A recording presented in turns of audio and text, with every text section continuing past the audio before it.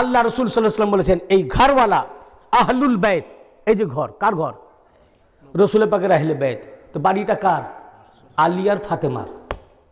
হ্যাঁ, এই ফাতেমা এবং আলী আলাইহিস সালামের বাড়ি, এই বাড়ির মতো বাড়ি কায়নাতে নাই। সকল পয়গম্বরদের ঘরের চেয়েও আফজাল ঘর। আমি বলে যাচ্ছি আপনাদের সামনে, আফজাল ঘর পাঞ্জাতন পাকের ঘর। এটা আমার কথা নয়, কেন বলিনি যে আমি আমার কথা একবারও বলবো না। আমার কথা হলে আপনি আমাকে চ্যালেঞ্জ করুন, আমি ভুল স্বীকার করব। এটা রাসূল পাকের কথা এবং এই কোরআনের আয়াত, কোরআনে পাকের আয়াত। কোরআন পাক সূরা নূর, খুলে দেখুন কিতাব পাক, সূরা নূর 18 পারা আয়াত নাম্বার 36, 36 নম্বর আয়াত। ফি বুয়ুতিন আযিনাল্লাহু আন তুরফা ওয়া ইউযকারা ফীহা ইসমুহু ইউসাব্বিহু লাহু ফীহা বিল গুদুওয়ি ওয়াল আসাল। এই আয়াতের তাফসীরে ওয়া ফি বুয়ুতিন আযিনাল্লাহু, সেসব ঘরের মধ্যে, এর তর্জমা, সেই সব ঘরের মধ্যে যেগুলোকে সমুন্নত করার জন্য আল্লাহ নির্দেশ দিয়েছেন।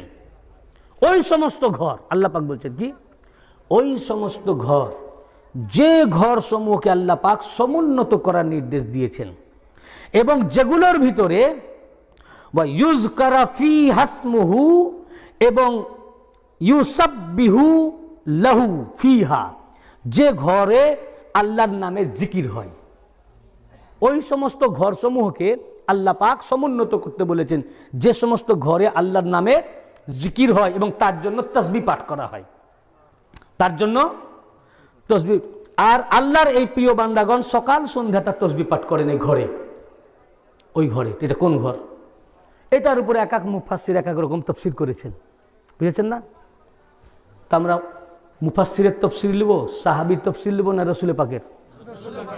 কার তাফসীর নেবেন? তো তাফসীর গ্রন্থে দেখবেন এই আয়াতের অনেক তাফসীর করেছেন, একটা, দুটা, তিনটা, চারটা, পাঁচটা, ছটা, বিভিন্ন।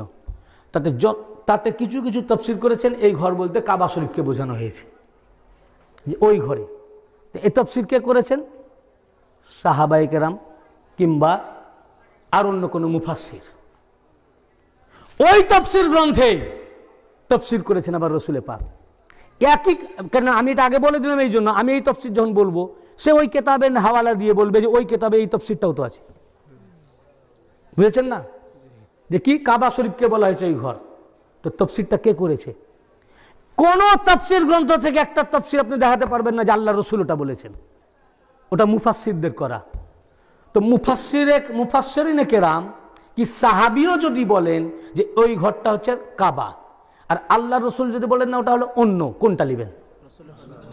আল্লাহ রসুল বলার পর তার কারো বলার প্রয়োজনই নাই। সকল সাহাবার তাফসীর যদি একদিকে যায় আর রসুল পাকের তাফসীর যদি একদিকে যায়, কোনটা নেবেন? বলেন কোনটা নেবেন? আল্লাহর রাসূল কি তাফসীর করেছেন শুনুন, দেখুন এই আয়াতের তাফসীরে যে ওটা কোন ঘর। ওই ঘরগুলো বহু বচন আছে, ওই ঘরগুলো কোন কোন ঘর? যে ঘরকে আল্লাহ পাক সমুন্নত করতে বলেছেন, যে ঘরে দিবারাত্রি সকাল সন্ধ্যা আল্লাহর নামের জপ করা হয়, জিকির করা হয়, জপ করা হয়, আল্লাহর নাম জপা হয় এবং আল্লাহর তাসবিহ পড়া হয় সকাল সন্ধ্যা, সেই ঘরগুলো, সেই ঘরটা কোন ঘর? এই আয়াতের তাফসীরে আল্লামা জালালউদ্দিন, আমি 6খানা হাদিস ও তাফসীরের কিতাব থেকে আপনাদেরকে এই তাফসীর শোনাবো। প্রথম আজিম মুফাসসির আল্লামা জালালউদ্দিন সুয়ুতি, তার তাফসীর আদ-দুররুল মানসুর, মিশর আল কাহেরা প্রিন্ট, 11তম খণ্ডে 74 পৃষ্ঠা, এবং বেইরুত প্রিন্ট দারুল ফিকর 8ম খণ্ডের 203 পৃষ্ঠা। এই আল্লামা সুয়ুতি হচ্ছেন ফিকহে কি শাফি, উনি শাফি মাযহাবের মুহাদ্দিস ও মুফাসসির ছিলেন।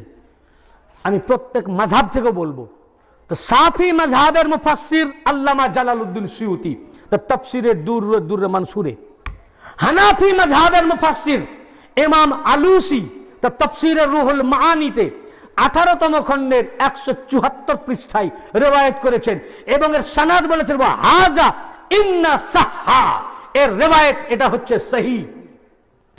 ফের ইবনে মারদুবিয়া, মৌলা আলী আলাইহিস সালামের শানে কোরআন পাকে যত আয়াত পাক নাজিল হয়েছে সেই আয়াত পাকগুলোকে একত্রিত করে সে কিতাবের নাম দিয়েছেন মানাকিবু আলী ইবনে আবি তালিব মা নাযালা মিনাল কুরআনে ফি আলী। এই কিতাবের 285 পৃষ্ঠায় ইবনে মারদুবিয়া। ফের আরজাহুল মাতালিব 75 পৃষ্ঠা। ফের হাকিম হাসকানি নিসাপুরি হানাফি, হানাফি মাযহাবের ইমাম এবং মুফাসসির ও মুহাদ্দিস, তার নাম হাকিম হাসকানি নিসাপুরি হানাফি। তিনি তার তাফসীরের কিতাব শাওয়াহিদুত তানজিল, কিতাবের নামই মোল্লা শুনেনি, আমার কাছে আছে। বেইরুত প্রিন্ট, প্রথম খণ্ড 410 পৃষ্ঠা, হাদিস নাম্বার 567। ফের তাফসীরে সালাবি সপ্তম খণ্ডের 107 পৃষ্ঠায়। এবং হাকিম হাসকানি শাওয়াহিদুত তানজিলের মধ্যে আলাদা আলাদা সনদে 3টি রিওয়ায়াত নিয়ে এসেছে এই আয়াতের উপরে। কিন্তু আমি আজ শোনাবো একটা, কেন রাত হয়ে গেছে। সব আমার এখানে ই করা আছে, আমি একটা শোনাবো, সবগুলো পড়বো না। এই আয়াত পাক সূরা নূরের এই আয়াত পাকের সবচেয়ে এত এত তাফসীরের কিতাবে শাফি মাযহাবের মুফাসসির, হানাফি মাযহাবের মুফাসসির আল্লামা আলুসি হানাফি, ইমাম কি বললাম নাম ওনার, হাকিম হাসকানি শাওয়াহিদুত তানজিল, এছাড়াও আরো অন্যান্য মুহাদ্দিস ও মুফাসসির 6খানা কিতাবের মধ্যে নাজিল হয়েছে। ওয়া আখরাজা, তাখরিজ করেছেন তারা। ওয়া আখরাজা ইবনু মারদুবিয়া আন আনাস ইবনে মালিক ওয়া বুরাইদা, হযরত আনাস বিন মালিক রাদিয়াল্লাহু আনহু এবং হযরত বুরাইদা রাদিয়াল্লাহু আনহু দুজনে বর্ণনা করেছেন। ক্বালা, দুজনেই বলেন। এই হাদিসের রাবি 2 সাহাবী। কজন সাহাবী? একজন সাহাবী হযরত বুরাইদা রাদিয়াল্লাহু আনহু, আরেকজন হযরত আনাস বিন মালিক কে? রাসূল পাকের সাহাবী এবং খাদেম। ডাক্তার সাহেব মনে রেখেছেন, রাসূল পাকের খাদেম, ঘর উনার খেদমত করেছে, ঘরে থেকেছেন, উনি জানেন। তিনি রিওয়ায়াত করেছেন ক্বালা قرأ رسول الله صلى الله عليه وسلم هذه الآية في بيوت أذن الله أن ترفع। হযরত আনাস বিন মালিক রাদিয়াল্লাহু আনহু রাসূল পাকের খাদেম এবং হযরত বুরাইদা রাদিয়াল্লাহু আনহু বলেন যে রাসূল পাক সাল্লাল্লাহু আলাইহি ওয়াসাল্লাম পাঠ করলেন এই আয়াত পাকটি, যে তোমরা ওই ঘরসমূহকে সমুন্নত করো যে ঘরে দিবারাত্রি আল্লাহর নাম জপা হয়, তাসবিহ পড়া হয়, সমুন্নত করো। যখন এই আয়াত পাক নবী পাক পড়লেন, সাহাবীরা বুঝতে পারলেন এই ঘরটা কোনটা, এই ঘরগুলো কোন কোন ঘর। তখন ফাকালা ইলাইহি রাজুলুন, তখন এক ব্যক্তি উঠে দাঁড়ালো। ফাকাল, অতঃপর সেই লোকটা বলল, ইয়া রাসূলুল্লাহ আইয়ু বুয়ুতিন হাযিহি, হে আল্লাহ রাসূল ওই ঘরসমূহ কি কি, কোন কোন ঘর?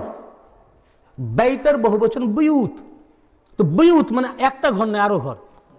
তো ওই ঘরগুলো কোন ঘর যাকে আল্লাহ পাক সমুন্নত করার নির্দেশ দিয়েছেন? ক্বালা বুয়ুতিল আম্বিয়াই, রাসূল পাক সাল্লাল্লাহু আলাইহি ওয়াসাল্লাম বললেন ওই ঘরগুলো হচ্ছে পয়গম্বরদের ঘর। কি বললেন বলুন? সব নবীদের ঘর। আল্লাহ পাক যেখানে ওই ঘর সমূহকে সমুন্নত করতে বলেছেন, এই ঘরগুলো হচ্ছে সমস্ত পয়গম্বরদের ঘর। ওখানে হযরত আবু বকর ছিলেন। কে ছিলেন বলেন সবাই? কে ছিলেন? হযরত আবু বকর। যখন আল্লাহ রাসূল বললেন বুয়ুতুল আম্বিয়া, ফাকালা ইলাইহি আবু বকর, তখন হযরত আবু বকর ফাকামা ইলাইহি আবু বকর, তখন হযরত আবু বকর উঠে দাঁড়ালেন। ওই লোকটা উত্তর পেয়ে গেল। হযরত আবু বকরের মনের প্রশ্ন শেষ হয়নি, উনার মধ্যে ক্লিয়ার হয়নি। ফাকামা ইলাইহি আবু বকর, তো হযরত আবু বকর উঠে দাঁড়ালেন। ফাকাল ইয়া রাসূলুল্লাহ, উঠে দাঁড়িয়ে বললেন ইয়া রাসূলুল্লাহ, ইয়া রাসূলুল্লাহ হাযাল বাইতু মিনহা লিবাইতে আলী ওয়া ফাতিমা, ইয়া রাসূলুল্লাহ ওই আলী ও ফাতেমার ঘরও কি ওই পয়গম্বরদের ঘরদের মধ্যে শামিল? ক্লিয়ার করে দিলেন। ইয়া রাসূলুল্লাহ আলী ও ফাতেমার ঘরও কি ওই পয়গম্বরদের ঘরের অন্তর্ভুক্ত? ক্বালা নাম, আল্লাহ রাসূল বলে যে হ্যাঁ, মিন আফাদালিহা, বরং ওই পয়গম্বরদের ঘরের সমান নয়, বরং পয়গম্বরদের ঘরের তুলনায় অনেক গুণে আফজাল। আল্লাহ রাসূল খুল্লা বলে দিলেন যে ওই ঘরের সমান বলছো কি, ওই পয়গম্বরদের ঘরের অন্তর্ভুক্ত বলছো কি? আলী ও ফাতেমার ঘর, আলী ও ফাতেমার ঘর আফজাল। এটা হচ্ছে সুপারলেটিভ ডিগ্রি, ফাজলের সুপারলেটিভ ডিগ্রি কি? আফজাল। আফজাল মানে সবচেয়ে শ্রেষ্ঠ, সবচেয়ে উত্তম, সবচেয়ে বড়। তার আবার জামা হচ্ছে আফাদিল, বুঝলেন না? সর্বশ্রেষ্ঠ বললেই হয়ে গেল। শুধু সুপারলেটিভ ডিগ্রি ব্যবহার করেননি, ইসমে তাফজিল আফজাল ব্যবহার করেছেন। ইসমে তাফজিল ওয়াহেদ নয়, ইসমে তাফজিল জামা ব্যবহার করলেন, আফাদিল। সর্বশ্রেষ্ঠ শুধু নয়, পয়গম্বরদের ঘরের মধ্যে তো বটেই, বরং পয়গম্বরদের ঘরের থেকে বহু গুণে শ্রেষ্ঠ হচ্ছেন আলী ও ফাতেমার ঘর। হুজুর সাল্লাল্লাহু আলাইহি ওয়াসাল্লামের কথা মানবেন না মুল্লার কথা মানবেন বলেন, হুজুরের কথা মানবেন না ইজমাকে মানবেন বলেন, হুজুরের কথা মানবেন না কিয়াসকে মানবেন। যারা হুজুর সাল্লাল্লাহু আলাইহি ওয়াসাল্লামের হাদিসকে বাদ দিয়ে, কোরআনকে বাদ দিয়ে ইজমার পথ গ্রহণ করবে, কিয়াসকে গ্রহণ করবে, ও গুমরাহ হবে। হ্যাঁ, ইজমা তখন যখন হুজুরের হাদিস পাওয়া যায় না, খুঁজে আছে কিন্তু পাই না, কোরআন থেকে সমাধান পাচ্ছি না, খুঁজে আছে কিন্তু পাচ্ছি না। কোরআনে যখন পেলাম না, হাদিসে খুঁজতে গেলাম, হাদিসে আছে কিন্তু খুঁজে পেলাম না। যখন কোরআনেও খুঁজে পেলাম না, হাদিসেও পেলাম না, তখন ইজমা। ইজমা এখন হয় না। ইজমা উসুল পড়ে দেখুন, উসুলের কিতাব। ইজমা কে করবে? বর্তমান জামানায় ইজমা জায়েজ নাই। ইজমার জন্য শর্ত, ইজমার জন্য শর্ত হচ্ছে যে ইজমায় যারা ইজমায় বসবেন তাদের মধ্যে অবশ্যই সাহাবায়ে কেরামকে থাকতে হবে এবং আহলে বাইতে রাসূলকেও থাকতে হবে। এই দুটোর মধ্যে একটা বাদ গেলে ওটা ইজমা হবে না। এই যুগে সাহাবিও নাই, আহলে বাইত পাক আছেন, তাদেরকে নেওয়া হয় না। তাহলে ইজমা যা হবার আগে হয়ে গেছে। এখন ইজমাতে যদি না পাওয়া যায়, ইজমা তো আর হবে না। ইজমা থেকেও যদি খুঁজে না পাওয়া যায়, তখন ওই ইজমাতে কি আছে ওই দেখে অনুমান করে বিভিন্ন মাসালা মাসাইলকে সংযুক্ত করে ওলামারা বসে একটা কিয়াস করে যে তাহলে এটা এই হলে হতে পারে, এটা হওয়া উচিত। That is chaos. এখন কিয়াস চলবে, কিন্তু রাসূল পাকের উপরে কিয়াস হবে? রাসূল পাকের উপর ইজমা হবে? তুমি ইজমা করে বলছো পয়গম্বরের ঘর আফজাল, বলছে এটা আহলে সুন্নাত ওয়াল জামাতের আকীদা। ওটা আহলে সুন্নাতের আকীদাই হতে পারে না। হুজুরকে বাদ দিয়ে আহলে সুন্নাত হয়? রাসূল পাককে বাদ দিয়ে আহলে সুন্নাত হয়? যদি রাসূল পাক সাল্লাল্লাহু আলাইহি ওয়াসাল্লামকে বাদ দিয়ে পয়গম্বরদের ঘরকে রাসূল পাকের ঘরের চেয়ে উঁচা বানায়, ও আকীদা আহলে সুন্নাতের নয়, ওটা আহলে সুন্নাত না। ওই দলটা আহলে সুন্নাতই নয়, ওই দল আহলে সুন্নাতই না। সুন্নতি তো তুমি মানলে না, তাহলে সুন্নাত কি? সুন্নাতের তো তুমি ইজমা করলে সুন্নাতের বিরুদ্ধে। কি যদি কেতাবে কথা না থাকে তা আমাকে বলুন, আমি চ্যালেঞ্জ, আমি দেখাবার জন্য প্রস্তুত। Always ready, always welcome. যখন খুশি আসতে পারেন আমার মাজলিসে, ঘরে নয়, সরাসরি স্টেজে আসতে হবে, আমি দেখিয়ে দেব। কিন্তু যদি সুন্নাতের এগেইনস্টে ইজমা করে সব আলেমরা, যত বড় আলেম হোক, যত বড় মুহাদ্দিস হোক, যত বড় মুফাসসির হোক, যত বড় ফাকিহ হোক, ফিকহবিদ হোক, সবাই মিলে রাসূল পাকের সুন্নাতের বিরুদ্ধে যদি ইজমা করে, ওটা সুন্নাত? ওটা আহলে সুন্নাতই না। আহলুল সুন্নাত সেটাই যেটা রাসূল পাক বলেছেন আর ওটার উপরে যে আমল করে। আল্লাহর রাসূল হযরত আবু বকরকে বললেন আর হযরত আবু বকর মেনে নিলেন, বিরোধিতা করেছেন? হযরত আবু বকর তো রাসূল পাকের মুহাব্বত করি, কি রাসূল পাকের, তার বিরোধিতা করবেন? কখনো করবেন? করবেন না, করেন উনি, তার মানে কি উনিও মেনেছেন? তার মানে আলী ও ফাতেমার ঘর আম্বিয়াদের ঘরের চেয়েও আফজাল এবং বহুগুণে আফজাল। এটা হযরত আবু বকরেরও আকীদা, হযরত আবু বকরেরও আকীদা। তো আহলে সুন্নাতের আকীদা থাকলো কোথায়? তুমি আহলে সুন্নাত থাকলে কোথায়? সারা দুনিয়ার মানব, সারা দুনিয়ার আলেম জাতি, সারা দুনিয়ার মুহাদ্দিস ও মুফাসসির ও ফাকিহ, তাদের আকীদা যদি এক হয় পয়গম্বরের ঘর হচ্ছে সবচেয়ে আফজাল, আর আল্লাহর রাসূল তিনি বলে দিয়েছেন যে মিন আফাদালিহা, আলী ও ফাতেমার ঘর পয়গম্বরদের ঘর থেকে বহু গুণে আফজাল। আর এটা মেনেছেন হযরত আবু বকরও মেনে নিয়েছেন। অতএব হুজুর যেটা বলেছেন, সাহাবায়ে কেরাম যেটা মেনেছেন, হযরত আবু বকর যেটা মেনেছেন, এই দল, এই পথ, হুজুরের বাণী, হুজুরের মত, হুজুরের পথ, হুজুরের হাদিস, এর উপরে যারা আমল করছেন তারাই প্রকৃত আহলে সুন্নাত ওয়াল জামাত। নারায়ে তাকবীর, নারায়ে রিসালাত, নারায়ে হায়দারি, নারায়ে গাউস, হুজুর পাক সাজ্জাদাসিন, হুজুর পাক সাজ্জাদাসিন, হযরত শাহ ইয়াসুফ আলী আল কাদরি, মেদিনীপুর দরবার শরীফ, আঞ্জুমানে কাদেরিয়া। বাকি সব আহলে সুন্নাত ওয়াল জামাতের মুখোশ। বাকি একই কোম্পানির অনেক রকম থাকে না, ওই জন্য যারা আসল কোম্পানি লেখা থাকে নকলি সে সাবধান, তো নকলি আহলে সুন্নাত সে সাবধান। আর আসলটা বেশি ছড়ায় না নকলটা? নকলি বাজারে বেশি ছড়ায়, আসলটা সহজে খুঁজে পাওয়া যায় না, অনেক কসরত করে খুঁজতে হয়। এই জন্য আসল আহলে সুন্নাত ওয়াল জামাতকে খুঁজে পাওয়া মুশকিল। এই নারাই হচ্ছে না আসল আহলে সুন্নাত ওয়াল জামাত। কারা? সুফিরা, সুফিগণ, আহলে বাইত পাক, উনাদের অনুসারী যারা, ইনারা আহলে সুন্নাত ওয়াল জামাত। বুঝতে পেরেছেন না?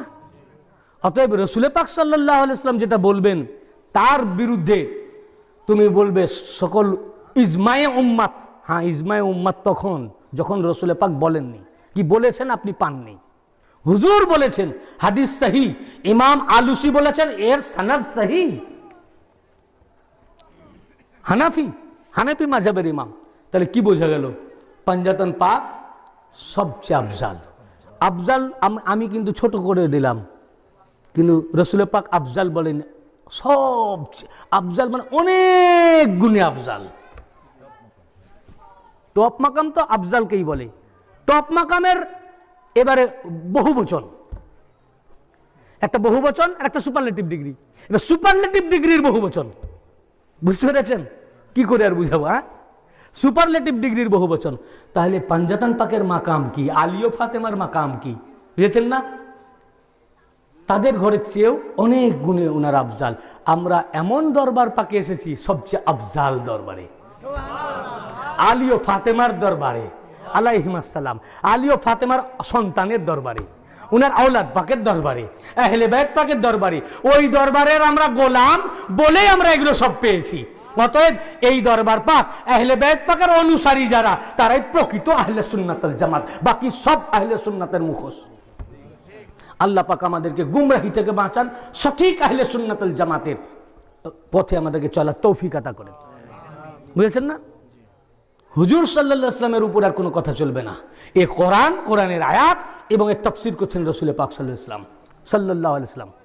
কোরআনের দুইটি, একটা হচ্ছে যে কারণে কোরআন নাজিল হয় ওকে বলে শানে নজুল।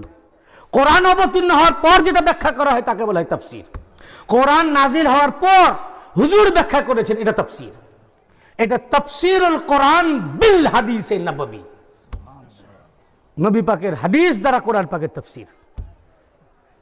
দেখুন ভাই, তাহলে এবার বলুন আপনারা সত্যের উপরে আছেন না অন্যরা? কাজেই সত্যটাকে গ্রহণ করার চেষ্টা করুন, জিদ বশত থেকেন না। এই জিদ আপনার কোনো কাজে আসবে না, পস্তাবেন ওই জান কবজ হয়ে যাওয়ার পর, তখন আফসোস ছাড়া কিচ্ছু থাকবে না। কাজেই ভাই আপনাদেরকে কাছে আমার একটাই কথা, আগে কি করেছেন না করেছেন সব ভুলে যান। আপনি দেখেন, আমি বলছি না আমি বললাম আর শুনেলেন, প্রয়োজন হলে এগুলো মিলিয়ে দেখেন আপনার যদি প্রয়োজন হয়। আমার কথাই মেনে নিতে হবে তা নয়। আমরা যেগুলো বললাম একটা রেফারেন্সের বাইরে বলেছি, মিলিয়ে দেখেলেন, না পান, আমি তো এখানে অনেক দিন আছি, এসে প্রশ্ন করুন যে আপনি এই হাদিসটি বলেছেন পাইনি, নাই। যদি পান তাহলে তওবা করুন। বলছি না আমাদের কাছে এসে তওবা করতে হবে, আমাদের কাছে শোনানো মানে আমরা জানা, আমাদেরকে জানা তো জরুরি নয় আপনার নাজাতের জন্য। আপনার তওবা আল্লাহ শুনছেন, তো তওবা কিভাবে করবেন? পাঞ্জাতন পাকের, খানদান পাকের দরবারকে তালাশ করেন, আহলে বাইত পাকের দরবারকে খুঁজেন, ওখানে যান, উনাদের কাছে তওবা করেন, মাপ চান। উনারা যদি মর্জি হয় আপনার আল্লাহ পাক গফুরুর রহিম না, দয়ালু, মাফ করনেওয়ালা, আহলে বাইত পাকরাও অপরিসীম দয়ালু। উনাদের কাছে গিয়ে ক্ষমা চান, উনারা মাফ করে দিবেন, আপনার ইমানকে কবুল করবেন। অতএব একটি রাস্তা নাজাতের, এই পাক পাঞ্জাতনের রাস্তা। আল্লাহ পাক আমাদের তৌফিক আতা